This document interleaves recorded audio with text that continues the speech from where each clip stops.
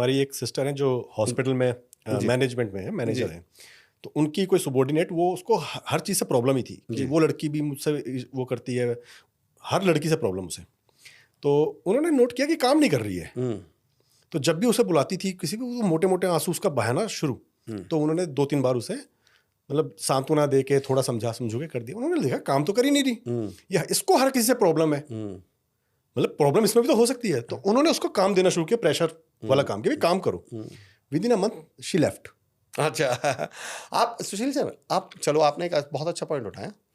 आप एक व्यक्ति ढूंढ के लाओ जो कामयाब भी और नेगेटिव भी। बिल्कुल।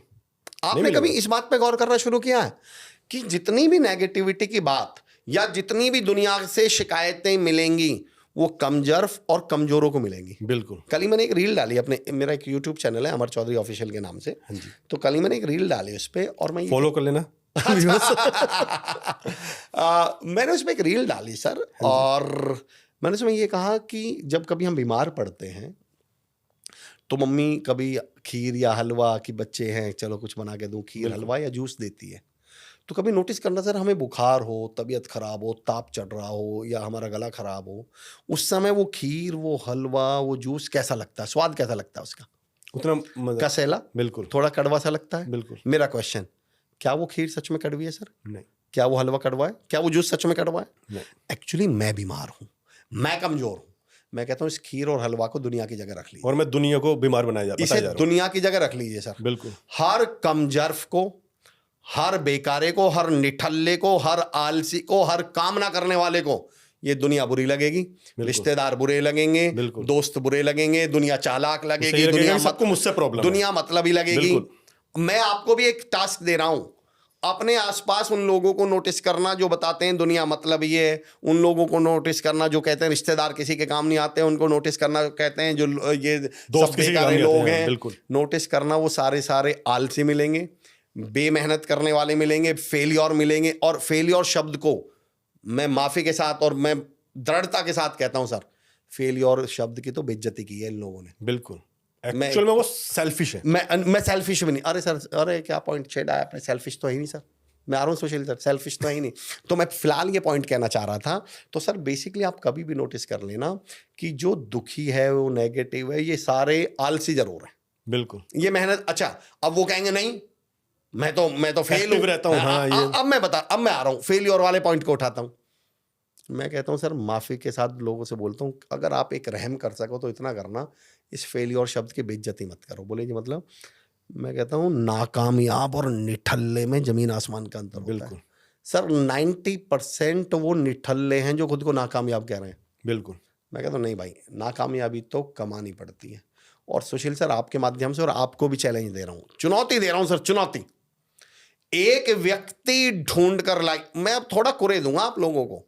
आप लोगों को पैम्पर करना तो बड़ा आसान काम है। आप लोग ये बोलना कि दुनिया ने तुम्हारे साथ बहुत किया, बुरा किया, वरना तुम पता नहीं दुनिया को पलट के रख देते हैं। ये तो बहुत आसान है, चलो झेल लेते हैं, जो होगा देखा जाएगा, कमेंट बॉक्स में देखा जाएगा। पर अब मैं थोड़ा सा आपको सेल्फ असेसमेंट की तरफ ले चलता हूं, थोड़ा सा झकवाने की कोशिश करता हूं अपने अंदर।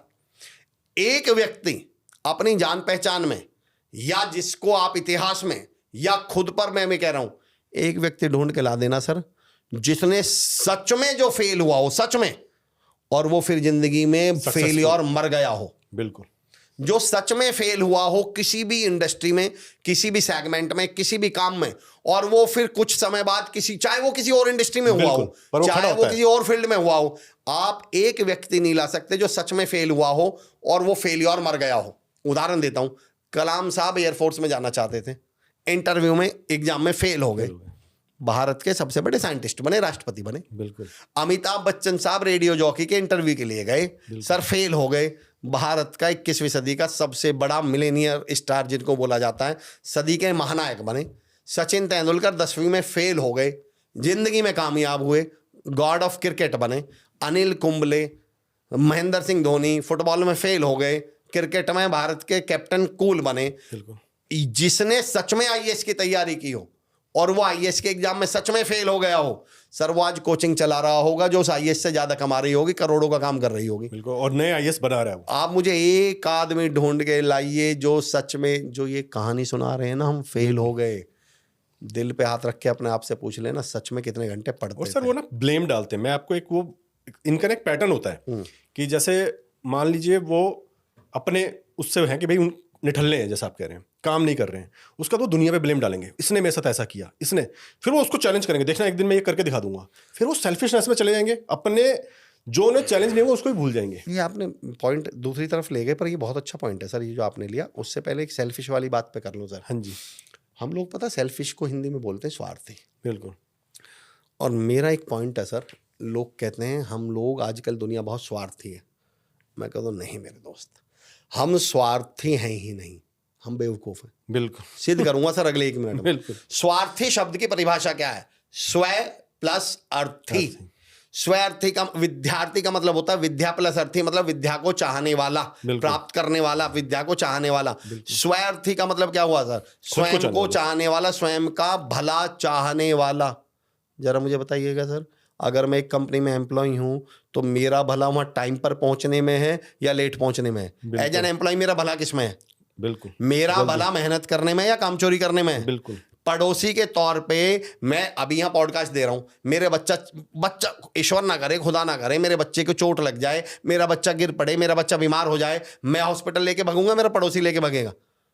तो मेरा फर्ज अपने पड़ोसी से बना के रखने में है या बिगाड़ के रखने में है? मेरा मेरा मेरा एज ए मोटिवेशनल स्पीकर मेरा भला मेहनत से ज्यादा अच्छे तरीके से बोलने में है या टाइम पास करने में है? बिल्कुल। तो हम स्वार्थी कहाँ हैं? हम तो बेवकूफ हैं। हर एम्प्लॉय टाइम पास कर रहा है, कंपनी टाइम, बस उसे लग रहा है कि मैं कैसे वो 15-20 मिनट का टाइम बचा जाऊं। हर टीचर को ये लग रहा है टीचर का भला मेहनत से बच्चे को पढ़ाने में है या बच्चे को ना पढ़ाने में है। वही लोगों को लगता है बस मेरे बोलने से चीजें हो जाए। आप मुझे बताओ, दुकानदार का भला ग्राहक से स्माइल करके बात करने में है, उसको सर्विस देने में है, सर्विस ना देने? कौन है स्वार्थी? बिल्कुल। स्वार्थी तो हम ही नहीं, हम बेवकूफ हैं। बिल्कुल। हमारे पापा जी, हमारा ढाबा था सर, मेरा गांव है चिरोड़ी, तो महाराजा ढाबा के नाम से हमारा ढाबा था। हमारे पापा जी एक बात कहते थे कि सबके दिमाग में पता नहीं किसने फितूर बैठा दिया कि चाय भी बनती थी, ढाबा है तो चाय तो बनेगी। हाँ जी। तो वो कहते थे पता नहीं किसके दिमाग में लोगों ने फितूर बैठा दिया है कि मिलावट करोगे दूध में तो ज्यादा कमा लोगे। बोले भाई जितना प्योर दूध की चाय बनाओगे उतना ज्यादा कमाओगे। हर एक के दिमाग में ये बैठा दिया गया है कि काम चोरी कर लूंगा तो ज्यादा। अरे पता नहीं किसके दिमाग में किसने बैठा दिया है। मैं 9 बजे के ऑफिस में 9:15 पहुंचता हूँ, 6 बजे के ऑफिस, 6 बजे निकलने के टाइम 5:45 निकलता हूँ। मैंने कहा कुछ समय 6 महीने मेरे कहने से 9 वाले में 9:45 और 6 वाले से 6:15 निकल के देख लो, अगर आपसे बड़ा कोई मिल जाए तो मुझे बता देना।